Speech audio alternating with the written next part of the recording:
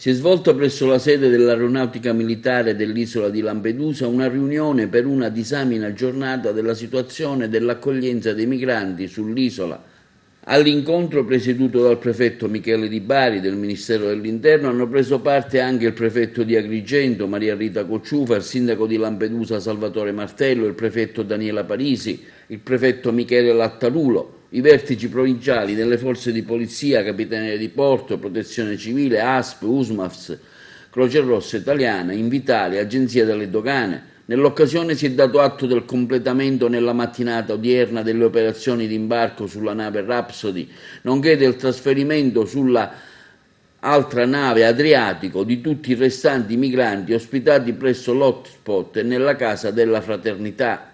È stata inoltre affrontata una problematica connessa ai lavori di riqualificazione dell'hotspot ad opera di Invitalia, la quale ha illustrato le attività in essere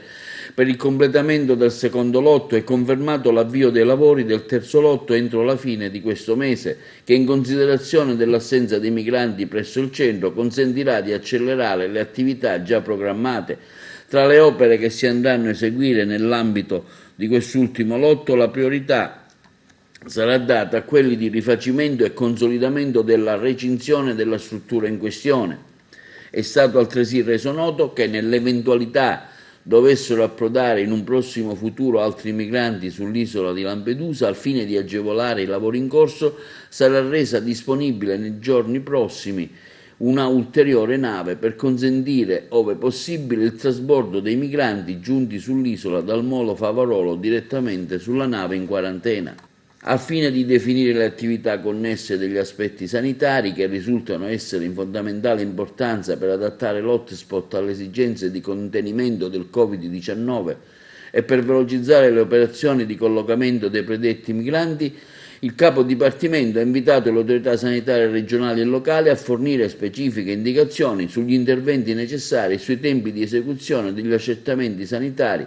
previsti per contenere appunto il Covid-19. Intanto sentiamo in merito la prefetta di Agrigento Maria Rita Cocciufa, sentita da noi anche sulla problematica delle scuole. È una gestione complicata, ma è una gestione che io credo che sta portando anche dei frutti positivi.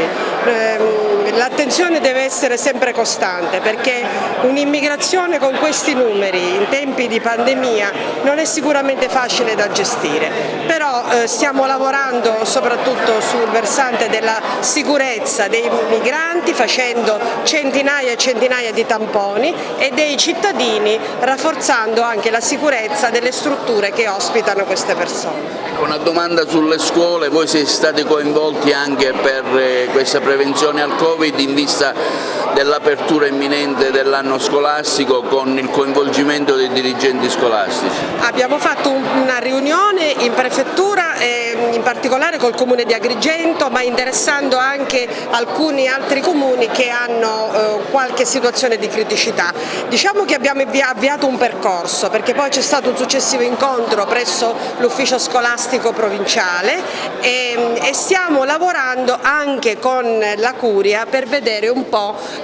di utilizzare dei locali dove ce n'è bisogno, locali delle parrocchie. Questo diciamo che è ancora qualcosa in divenire, che credo e spero che si concretizzerà in questi prossimi giorni, anche perché i tempi sono veramente molto stretti.